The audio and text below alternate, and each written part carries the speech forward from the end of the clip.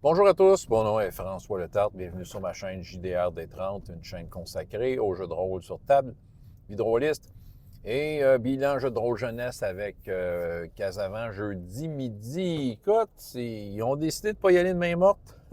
Ils s'approchaient de Poids-de-l'Âme, la ville dirigée par le demi-dieu criminel Caxum, qui transforme les gens en pierre, soit qu'ils transforment en pierre pour sucer leur âme, ou c'est qu'ils transforment en dryade de pierre pour qu'ils fassent partie de son armée du bec saignant. La dernière fois, ils se sont approchés avec leur griffon géant, les personnages joueurs. Le griffon a été flashé par la. Caxum, c'est une genre de méduse. Dans le fond, c'est une grosse tour avec des gros serpents autour. Puis là, dans le fond, là, le griffon a failli être viré en pierre, du moins tout ce qui était ses composantes organiques. OK? Ils ont réussi à sauver, tout ça. Puis là, ils essayaient de passer un plan, comment y aller. On va-tu par les égouts, tout ça. On essaie de faire de quoi de subtil. Puis le nain du groupe, qui est le pilote, il a dit non, moi, je lève ça, je fais le kamikaze, puis je ferme tous les systèmes de vue, puis j'essaie d'y aller avec le radar, parce qu'il y avait ça. Fait que tout le monde a été comme un peu all-in avec cette histoire-là, mais maintenant, il y en a qui voyaient, hey, on va mourir. Ça, ils voulaient aller vite, de plus en plus vite, c'est ça.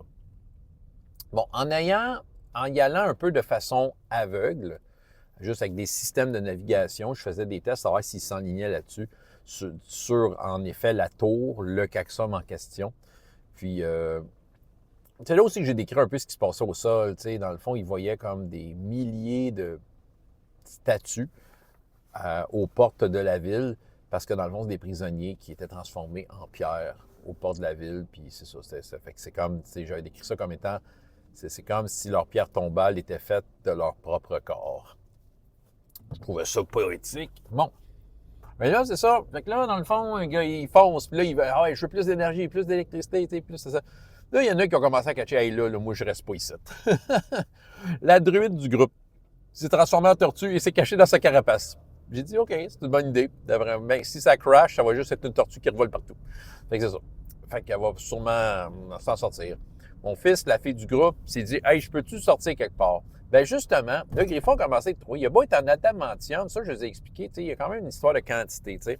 Fait que là, dans le fond, ce que j'ai fait un peu le score d'attaque d'une méduse contre le griffon, que j'ai déterminé qu'il y avait 20, mettons, d'armure, tu sais. Puis là, à chaque hit, ben dans le fond, il y a une réduction de dommages de 10. Ça, c'est l'adamantium. Il a fallu qu'ils m'ont fait chercher, parce que je ne m'attendais pas qu'ils fassent ça aujourd'hui. Puis j'ai pris les dommages d'un géant de pierre quand il lance une pierre. Fait que dans le fond, avec la réduction de dommages, je faisais 3d6 plus 1 de dommages. Puis là, il y avait un hit location. Ça a été suggéré par un des joueurs. On pourrait faire hit location. Fait que les ailes, la tête, tout ça.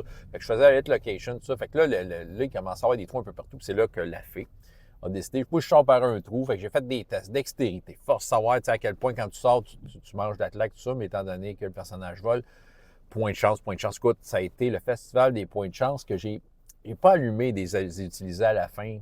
J'avais quelque chose comme 8 points de chance dans ma coupe. Tu sais, là, il y en a qui commençaient à shaker dans le culotte.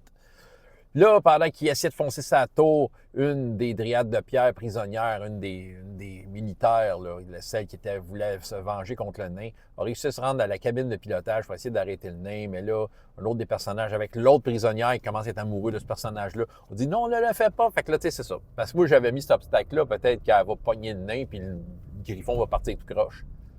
Encore là, plein de points de chance, plein d'affaires de même. Hey boy, ils ont foncé dans le tour. Bref, ils ont scrappé mon bonhomme de la fin là.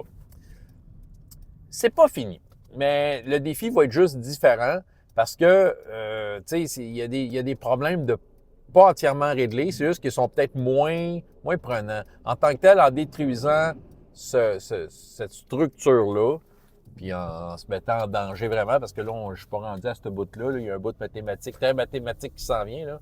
Mais en détruisant la structure, ils ont comme détruit le chef de cette armée-là qui a soif des âmes. Fait que celui qui veut boire les âmes le plus, il va être démoli.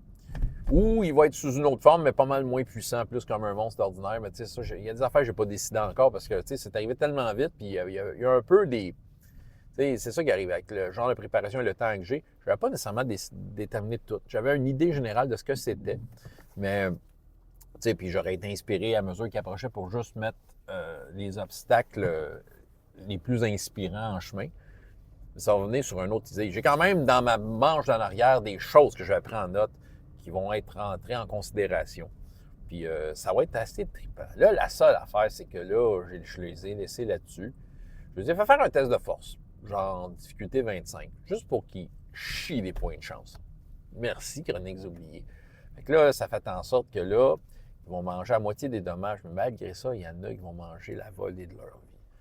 Là, la seule affaire, c'est qu'il faut que je trouve un peu, il n'y a pas les règles dans Chroniques oubliées, mais je veux trouver des dommages justes pour une collision d'un engin volant à pleine vitesse contre une structure. Bon, ce qui fait qu'ils ne meurent pas automatiquement. Ce que je leur donne, c'est quand même, le Griffon est quand même fait en adamantium, ce qui fait que la structure est correcte. Bien, il y en a, ils ne sont pas attachés, ils n'ont pas de ceinture, là, ils vont voler dans le mur. Fait que ça va être la force de l'impact. Je vais m'inspirer peut-être des dommages de chute, mais tu sais, je vais regarder ça parce que j'avais fait une semblable mise en scène sur la distance où ce qui était. Puis vu qu'ils accéléraient, ben là, c'est ça. Tu sais, je vais pouvoir peut-être relativement déterminer à quelle vitesse ils allaient quand ils ont foncé dans le tour. Comparer ça à la vitesse quand tu tombes, la gravité. Tu sais, c'est ça, tu sais, c'est quoi cette vitesse-là avec la gravité? Puis tu sais, dire, OK, ben là, c'est tant de fois la gravité. Puis c'est ça, en tout cas, ils vont. Fait que là, ils vont manger des dommages pour la collision. Et quand le griffon va tomber, bien, ils vont manger, en quelque sorte, des dommages de chute. Ça va être assez violent, là. Sérieux, il y a des personnages qui vont saigner de la gueule. Je vais voir comment ça marche, mais en même temps, ils étaient tous all-in de cette manœuvre de fou-là. Puis, tu sais, c'est ça. Fait que cette semaine, mon devoir, c'est un devoir purement mécanique. Oubliez ça, le narratif avec des larmes, là. Ils ont voulu le faire, ben je vais sortir mes chaudières de dés, puis je vais leur pitcher ça dans la face. Et je vais diviser par 2 parce qu'ils ont réussi leur test de force. Ça va faire des points de vie en crise. Fait que, tu sais, la joueuse qui a décidé de se transformer en tortue, elle va être relativement immunisée. C'est vrai, le pilote, le nain pilote, celui qui a décidé de faire ça, a été transformé en pierre parce que là, la méduse l'a flashé. Il a raté son test de constitution. C'est ça qui arrive. J'ai trouvé ça le fun d'aller chercher des stats de créatures, de méduses, de géants de pierre, tu sais, d'aller. Ils m'ont fait promener dans le livre. Parce que c'est ça qui arrive. Tu sais, des fois, tu regardes dans le livre, tu sors un chiffre. D'habitude, je m'en sors bien, mais là, c'est parce qu'on est dans une échelle complètement différente. Là, tu sais, puis, tu sais, je vous ai fait la comparaison pendant la game. Tu sais, c'est comme dans Star Wars. Là, tu sais, c'est-à-dire, tu as un Star Destroyer, là, ton fusil fera rien, là, mais tu sais, sauf que les Star Destroyer, entre eux autres, ils peuvent faire de quoi? Fait que, tu sais, c'est d'essayer d'établir l'échelle. Et, tu sais, là, c'était des grosses structures contre des grosses structures. Là. Fait que, tu sais, il n'y a pas de règle précise pour ça, parce que les aventures, le focus des aventures, c'est pas ça, c'est les individus. C'est ça, mais là, c'est des grosses structures. Fait que là, ils m'ont fait, tu sais, là, c'est là que j'ai dit, attendez un peu, il faut que j'aille checker de quoi. Puis là, j'ai checké l'adamantium, les propriétés, j'ai checké différentes affaires. Puis, tu sais, j'ai checké un peu, il y a une table un peu pour au niveau de la solidité des trucs. Fait que, tu sais, je me suis un peu basé là-dessus pour déterminer certaines affaires, leur disant bien que ça se passe sur une autre échelle, parce que probablement que, tu sais, si il aurait été la cible de ces attaques-là, exemple, les serpents qui crachent de la pierre, probablement qu'ils auraient été morts. Tu sais, dire, c'est ça, c'est des rochers énormes, là, tu sais, leur seul salut aurait été de se tasser à terre, tu sais. Ah ouais, mais OK, il était bien hype, tout ça, fait qu'on va voir. En tout cas, le taux de mortalité risque d'être très élevé. François Le Tarte.